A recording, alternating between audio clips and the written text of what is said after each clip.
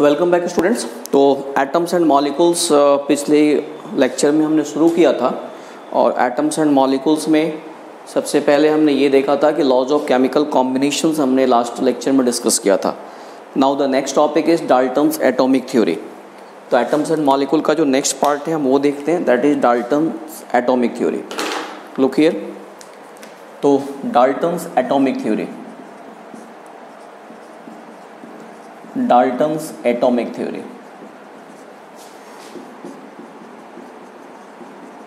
चलिए, Dalton atomic theory के कुछ सर्टेन पोस्टुलेट्स हैं, पहले हम वो देखते हैं कि इसके क्या पोस्टुलेट्स हैं, उसके बाद फिर हम इसको डिस्कस करेंगे एक एक करके। तो first thing Dalton said, matter is made up of all the matter, या matter is made up of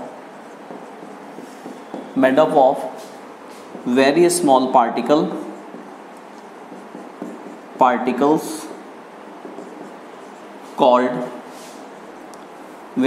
particles called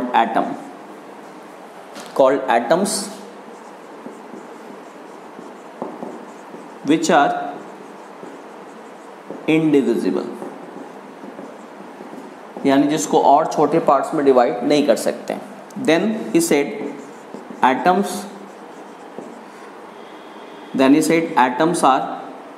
atoms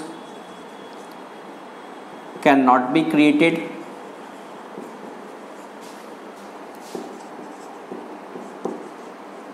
neither be destroyed।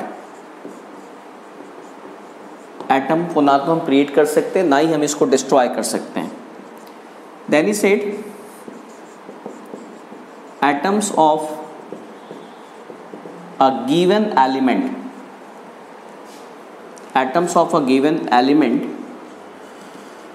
are identical or similar in size, mass and chemical properties,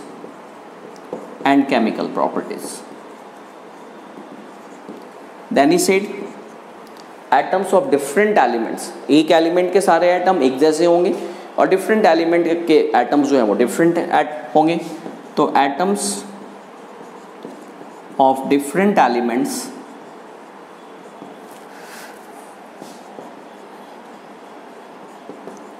have different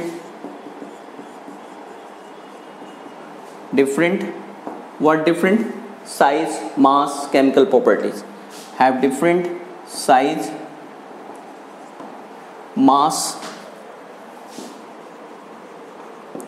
and chemical properties। Okay, then he said atoms जो होते हैं, atoms of different elements combine in a fixed proportion to form compounds। तो atoms of two or more elements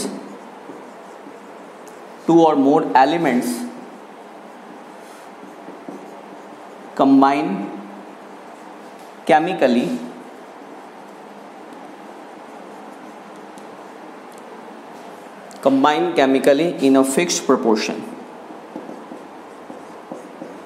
in a fixed proportion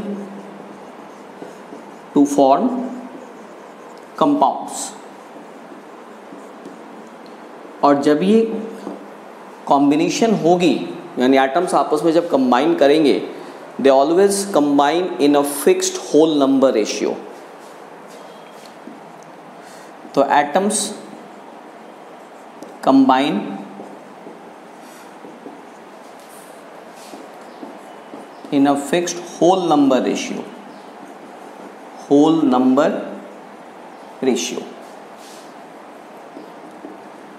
चलिए, अब एक एक करके हम समझते हैं जो डाल्टन ने बोला। क्या बोला? सबसे पहली बात, matter is made up of very small particles called atom. जितनी भी जो मैटर है हमारे सराउंडिंग में, ये काफ़ी स्मॉल पार्टिकल के मिलने से बनते हैं। This particles are called atoms, which atom and the atoms are indivisible. इनको हम और छोटे पार्ट्स में डिवाइड नहीं कर सकते। Then he said atoms can not be created neither be destroyed. ना तो हम एटम को क्रिएट कर सकते, ना ही हम इसको डिस्ट्रॉय कर सकते। Okay, third thing, atoms of given element are similar in size, mass and chemical properties. अगर आपके पास अगर एक पर्टिकुलर एलिमेंट है, आयरन है, गोल्ड है, सिल्वर है, क्लोरीन है, ऑक्सीजन है, तो किसी एक पर्टिकुलर एलिमेंट के सारे एटम साइज में, मास में और केमिकल प्रॉपर्टीज में एक जैसे होंगे, ठीक है। Then if we have atoms of two different elements, हमारे पास अगर दो अलग अलग एलिमेंट्स के एटम्स हैं, हमारे पास एक सैंपल है आयरन के एटम्स का, दूसरा जो सैंपल है वो मान लो ऑक्सीजन के एटम का है, ऑब्वियसली दोनों के एटम्स के साइज में, मास में, प्रॉपर्टीज में डिफरेंस होगी। देन ही सेड एटम्स और टू और मोर एलिमेंट कंबाइन केमिकली, हम ऑलरेडी डिस्कस कर चुके हैं ये लॉज ऑफ केमिकल कॉम्बिनेशन में, कि दो या दो से ज़्यादा एलिमेंट के जो एटम्स होंगे आपस में कंबाइन करेंगे in a definite proportion to form the molecules और to form the compounds. And then जब भी ये कॉम्बिनेशन होगी तो that takes place in the whole number ratio. Whole number ratio का मतलब क्या हुआ कि अगर इमेजिन करो हमारे पास 1 मॉलिक्यूल ऑफ वाटर है, दिस इज H2O, आप ये क्या होगा, होल नंबर, H और O का रेशियो यहाँ पे क्या है, 2:1 है। ऐसा कोई कंपाउंड नहीं होगा जिसमें रेशियो फ्रैक्शन में हो। इट इज़ नॉट पॉसिबल कि 2.5, 1.5, 3.5, तो ये कभी भी फ्रैक्शन में नहीं होता, जब भी होगा होल नंबर रेशियो में होगा, ठीक है। तो this is Dalton atomic theory. अब देखते हैं इसमें क्या क्या ड्रॉबैक है। सबसे पहली चीज़ जो डाल्टन ने बोला कि एटम्स आर इनडिविजिबल, ठीक है भाई, बट नाउअडेज हम एटम्स को इनडिविजिबल नहीं मानते। We can break down atoms into the fundamental particles, that is electron, proton and neutron. तो फिलहाल तो जो एटम है वो आपको क्या रहा, इनडिविजिबल नहीं है। Now the next, atoms can not be created neither be destroyed, ठीक है भाई, क्रिएट तो नहीं कर सकते but we can destroy the atoms. Nuclear reactions में क्या करते हैं, हम एटम को ब्रेक डाउन करते हैं, एटम के न्यूक्लियस को ब्रेक डाउन करते हैं और उससे फिर ह्यूज क्वांटिटी में एनर्जी रिलीज होती है। एटॉमिक बॉम्ब या एटॉमिक पावर रिएक्टर में उसको यूज़ करते हैं हम, तो वहाँ पे हम एटम को ब्रेक डाउन करते हैं। तो एटम को ब्रेक डाउन करने का मतलब एटम डिस्ट्रॉय किया जा रहा है, हम क्रिएट तो नहीं कर सकते। Now atoms of given element are similar in size, mass and chemical properties. अब देखिए, जाहिर सी बात है, अगर हमारे पास एक पर्टिकुलर, मान लो हमारे पास अगर ये मेरे हाथ में अगर एक आयरन की रॉड है, तो इसके जितने भी एटम हैं, इन सब की साइज, मास, केमिकल प्रॉपर्टी एक जैसी होनी चाहिए, होती भी है, but there are certain exceptions. हमारे पास कुछ इसमें एक्सेप्शंस भी हैं। फॉर एग्जांपल, जैसे हमारे पास मान लो कि इफ़ वी हैव क्लोरीन, हमारे पास क्लोरीन के कुछ एटम्स हैं, तो क्लोरीन के कुछ एटम का एटॉमिक मास 35 होता है, कुछ का एटॉमिक मास जो है वो आपको 37 होता है। तो एटॉमिक मास तो डिफरेंट हो गया, जबकि सेम एलिमेंट के, they are called isotopes.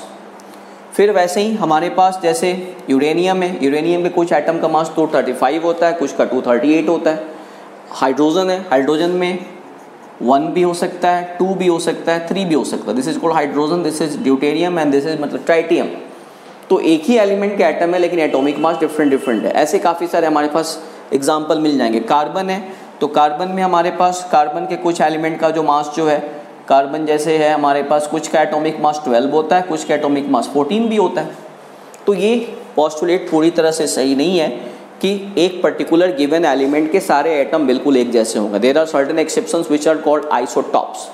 Now the next thing, atoms of different elements have different size, mass and chemical properties. बिल्कुल ठीक है भाई, अलग अलग एलिमेंट की केमिकल प्रॉपर्टीज में साइज में डिफरेंसेज होगी, बट स्टिल यहाँ पे भी कुछ हमारे पास एक्सेप्शन है। हमारे पास आर्गन है और कैल्शियम है, इन दोनों का एटॉमिक मास जो है वो सेम होता है, दैट इज 40-40। तो यहाँ पे भी ये पूरी तरह से सही नहीं है। Now the next thing, atoms of 2 और more element combine chemically in a fixed proportion to form compound. बिल्कुल ठीक है, और जब भी केमिकल कॉम्बिनेशन होगी तो केमिकल कॉम्बिनेशन किस में होगी, होल नंबर रेशियो में होगी, फ्रैक्शन में केमिकल कॉम्बिनेशन नहीं हो सकती। ओके, तो this is Dalton atomic theory और उसके ड्रॉबैक्स हमने डिस्कस किए। नाउ अब देखिए, एटम्स और मॉलिक्यूल्स, जो हमारा चैप्टर का मेन चैप्टर का जो हेडिंग है that is atoms and molecules, तो इनकी हम डेफिनेशन देखते हैं कि एटम्स क्या होते हैं, मॉलिक्यूल्स क्या होते हैं।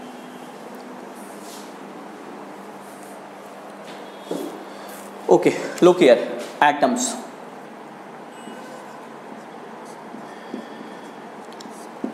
एटम को हम डिफाइन करते हैं, atoms are the smallest particle of an element which take part in a chemical reaction. That is smallest particle of an element which take part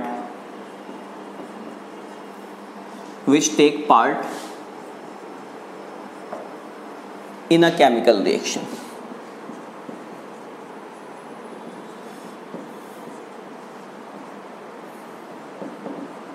atom किसी भी एलिमेंट के सबसे स्मॉलेस्ट पार्ट हैं जो कि केमिकल रिएक्शन में अपना role play करते हैं. And next thing, atoms may और may not be capable of independent existence. Atom most of the cases में इंडिपेंडेंटली एग्जिस्ट नहीं करते because they are very reactive.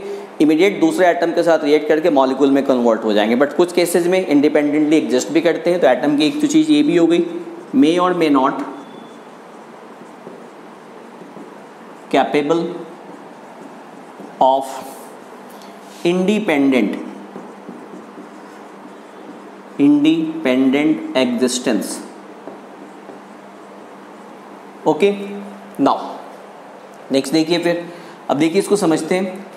मैंने यहाँ पे जो वर्ड यूज किया आप ध्यान दीजिए, smallest particle of an element which take part in a chemical reaction. Chemical reaction हमेशा एटम्स के बीच में होती है, not in the molecule. No doubt हम जब केमिकल रिएक्शन को केमिकल इक्वेशंस के फॉर्म में हम जब उसको लिखते हैं तो वहाँ पे हम मॉलिक्यूल के फॉर्म में लिखते हैं. बट केमिकल रिएक्शन कभी भी मॉलिक्यूल्स के बीच में नहीं होती because molecules are very stable. Chemical reaction हमेशा एटम्स के बीच में होती है. जैसे देखिए, एक मैं केमिकल रिएक्शन यहाँ पे लिख रहा हूँ, that is H2 plus Cl2 gives to 2HCl. 1 molecule of hydrogen, 1 molecule of chlorine combine chemically to form 2 molecule of hydrogen chloride. अब आप बोलेंगे सर यहाँ तो ये मॉलिक्यूल के बीच में हो रही है. नहीं, एक्चुअली व्हाट हैपन, सबसे पहले ये ब्रेक डाउन होगा, हाइड्रोजन एटम में ये ब्रेक डाउन हो गया क्योंकि केमिकल रिएक्शन हमेशा मॉलिक्यूल्स एटम्स के बीच में होती है. Molecules are very stable. अब क्या होंगे, अब इसके बीच में नए बॉन्ड बनेंगे. अब क्या होगा, इसके बीच में नए बॉन्ड बनेंगे, दैट इज HCl. तो केमिकल रिएक्शन हमेशा एटम्स के बीच में होती है और these are the smallest particle of an element. किसी भी एलिमेंट के ये सबसे छोटे पार्टिकल्स हैं. नाउ मैंने बोला कि दे आर कैपेबल ऑफ, दे मे और may not be capable of independent existence. देखिए, हाइड्रोजन एटम है, ये इंडिपेंडेंटली एग्जिस्ट नहीं करेगा, वेरी रिएक्टिव, इमीडिएट H2 में कन्वर्ट हो जाएगा, मॉलिक्यूल में कन्वर्ट होगा, इंडिपेंडेंट एग्जिस्टेंस नहीं है. ऑक्सीजन एटम है, O2 में कन्वर्ट हो जाएगा. क्लोरीन एटम है, Cl2 के फॉर्म में एग्जिस्ट करेगा. बट कुछ एग्जिस्ट करते भी हैं, जैसे हीलियम है, हीलियम के फॉर्म में एग्जिस्ट करेगा. आपको नियॉन है, नियॉन के फॉर्म में एग्जिस्ट करेगा. तो मे और may not be capable of independent existence. यहाँ पे ऊपर के जो हमने लिए, यहाँ पे इंडिपेंडेंट एग्जिस्टेंस नहीं है जबकि नीचे इंडिपेंडेंट एग्जिस्टेंस है. तो एटम मे और may not be capable of independent existence. ठीक है, चलिए अब देखते हैं हम मॉलिक्यूल की हम बात करते हैं.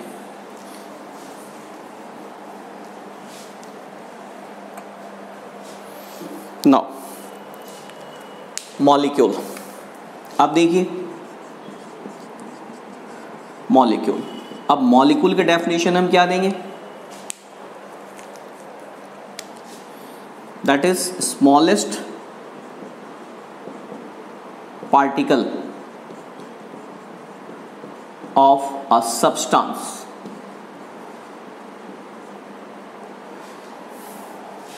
Smallest particle of a substance which exists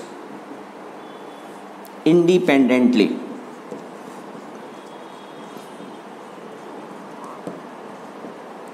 and it also contain all the properties of that substance. अब देखिए यहाँ पे वर्ड पे ध्यान दीजिए. यहाँ पे मैंने क्या बोला, smallest particle of an element, और यहाँ पे smallest particle of a substance. Substance includes everything, it may be element, it may be compound.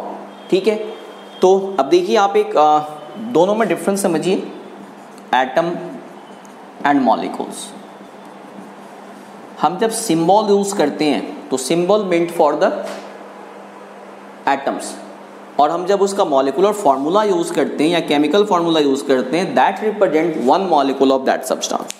जैसे देखिए यहाँ पे हाइड्रोजन है, this is one atom of hydrogen, but H2 this is one molecule of hydrogen.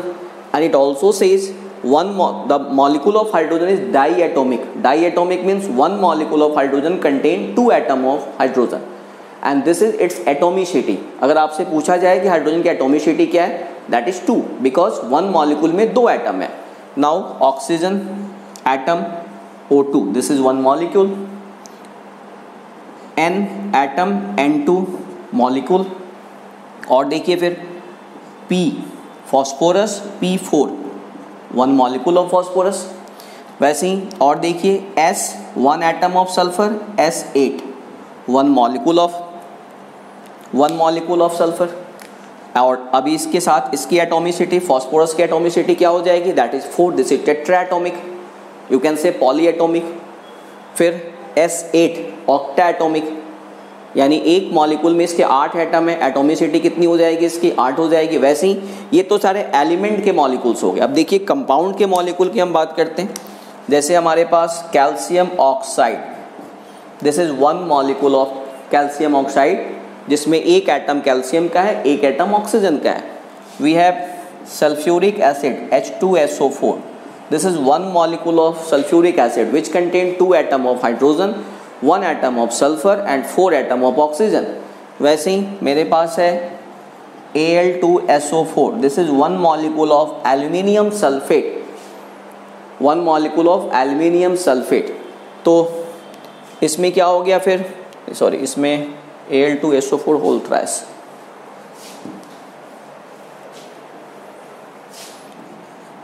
Al2SO4 whole thrice, this is one molecule of aluminium sulphate.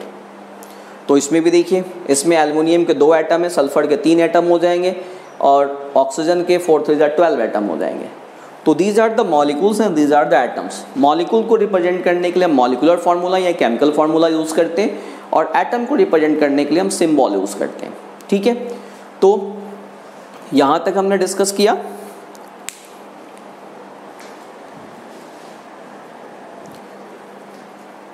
अब देखिए symbols की हम बात करते हैं. Symbols of atoms,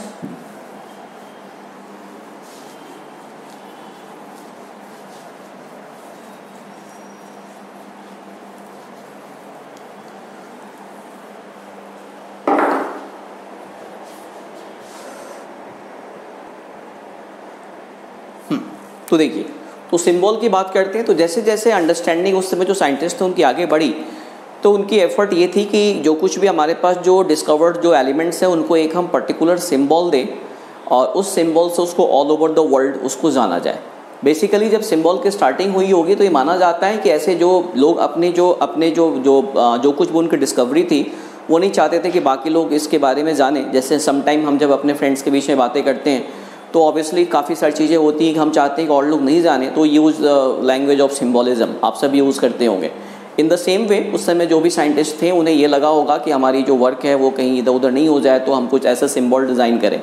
but finally आज की डेट में धीरे धीरे जैसे जैसे अंडरस्टैंडिंग बढ़ी तो symbols are the basically universal. आज के डेट में सिंबल्स का बेसिक पर्पस क्या है कि एक पर्टिकुलर एलिमेंट है, अब उसको अलग अलग कंट्री में अलग अलग नाम से जाना जाता है. तो ऑब्वियसली हमारे पास एक सर्टेन एक उसको लिए एक हमारे पास यूनिवर्सल नेम होना चाहिए.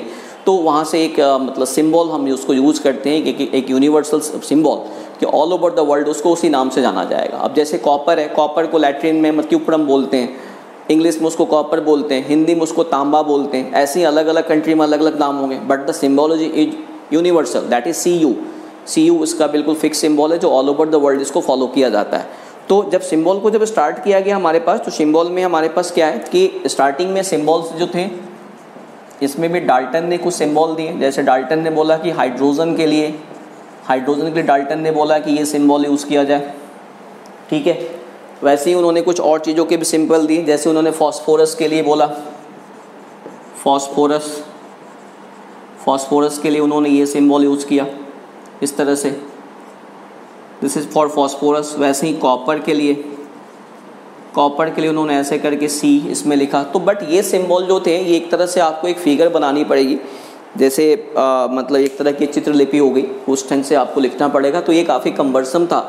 तो फाइनली एक सहमति बनी कि लैटिन वर्ड, एक लैटिन किसी भी एलिमेंट के लैटिन या इंग्लिश वर्ड का जो फर्स्ट लैटिन या इंग्लिश नेम का जो फर्स्ट लेटर है उसको हम सिंबल के फॉर्म में यूज़ करें।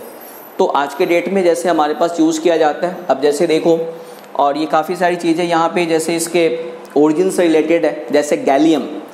अब गैलियम जो है, गैलियम का सिंबल होता है गैलियम का सिंबल होता है Ga।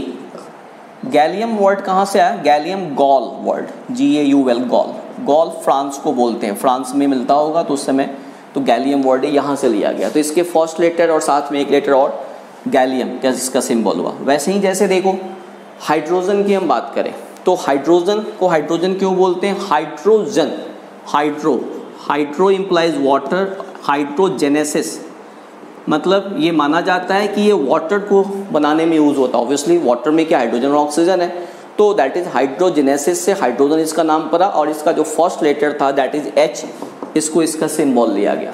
वैसे ही हीलियम, अब हीलियम जो है, हीलियम वर्ड बना है हेलियोज वर्ड से, और हेलियोज इम्प्लाइज सन।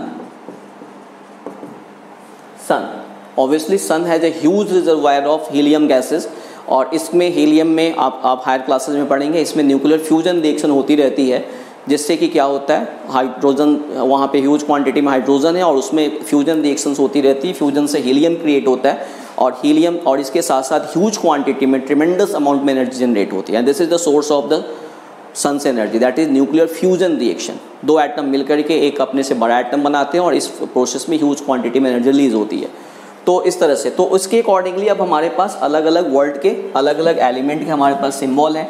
जैसे आप देखो गोल्ड है, तो गोल्ड को लैटिन में हम ऑरम बोलते हैं, AURUM, तो ऑब्वियसली इसका सिंबल AU ले लिया गया।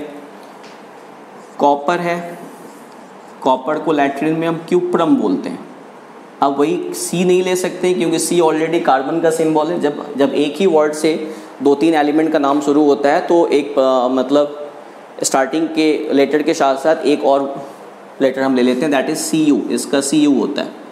अब वैसे ही सिल्वर है, सिल्वर को अर्जेंटीनम बोलते हैं, तो अर्जेंटीनम का AG ले लिया हमने। तो इस ढंग से हम सिंबल को डिज़ाइन करते हैं, ठीक है। सोडियम है, सोडियम को हम नेट्रम बोलते हैं, सोडियम को नेट्रम, तो नेट्रम NATRUM, नेट्रम का NA ले लिया गया। तो इस ढंग से एलिमेंट के सिंबल को डिज़ाइन किया गया, और आज की डेट में हम हर एलिमेंट को उसके सिंबल के अकॉर्डिंगली पीरियोडिक टेबल में जितने भी एलिमेंट है उसको हम उसके सिंबल के अकॉर्डिंगली जानते हैं। तो आज इतना ही, नेक्स्ट क्लास में हम इसके नेक्स्ट लेक्चर में इसका आगे का डिस्कस करेंगे। Thank you.